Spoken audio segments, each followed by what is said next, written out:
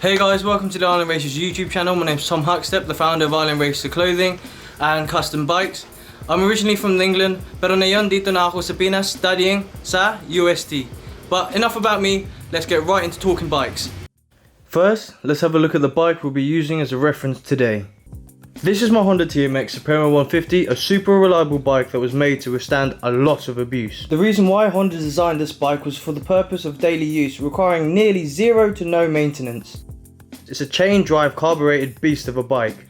This bike is mostly used as a tricycle, but don't let that fool you. This means the bike can carry some seriously heavy loads and still not break. Also, did I say that the parts for this bike are super inexpensive and makes this a perfect platform for customizing?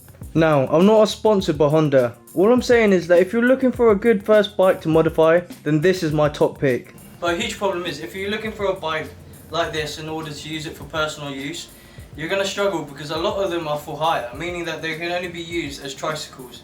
So in order to overcome that, you have to first change it from public to private, and we're going to show you how to do that.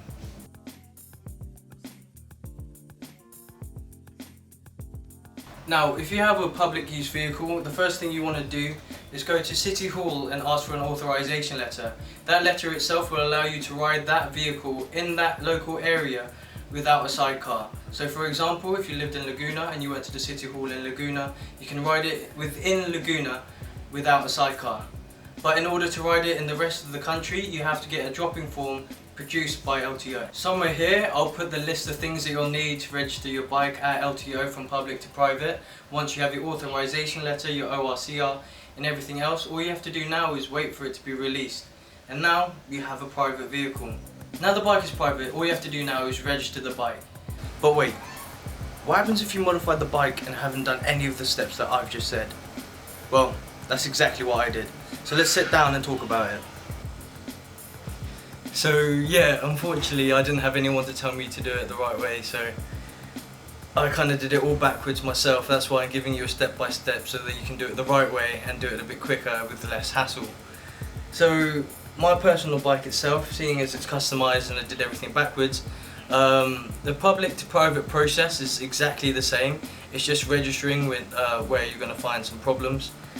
The first problem that I had was that in the emissions test you have to have it looking like it says on the ORCR, so things that are crucial and visible in the picture are what you need the most.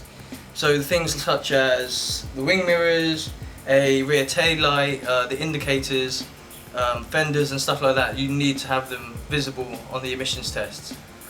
But I didn't have that, so they just gave me a penalty.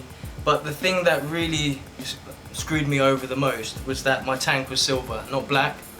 And in order to have a silver tank, you have to go to P&P and get P&P clearance to state that your tank is now changed from black to silver, and to make sure that it's not a stolen bike, which is fair enough. So I didn't have the time to do that because they were only down there for the day to get it registered and changed from public to private. So they just sprayed it black. So these are the problems that you can kind of avoid before going into getting your bike registered. I wish I knew that before, but I didn't. But now I know, so at least I learned from my mistakes, and I hope you guys will learn from my mistakes. Things that you really need on the registration, so you don't get any penalties, is the, like I said, front fender, wing mirrors, properly spaced out indicators front and back, and the same colour tank on the ORCR. So it's not such a big deal if you're willing to pay the penalties, but these are just steps so that you don't have to if you don't have the money or you don't want the hassle. So yeah, I guess that wraps up the video for today. I hope you guys enjoyed it. If you did, please leave a like. Comment down below if I missed anything or you need more details, and if you want to keep up to date, please consider subscribing and pressing the bell notification to keep up to date. And like we say here at Island Racers, win your race. Alright, peace. Hope you appreciate the positioning of this bike there was so difficult. Alright, time to move it back. Oh yeah, we're starting a rebuild process as well, so make sure to subscribe, yeah?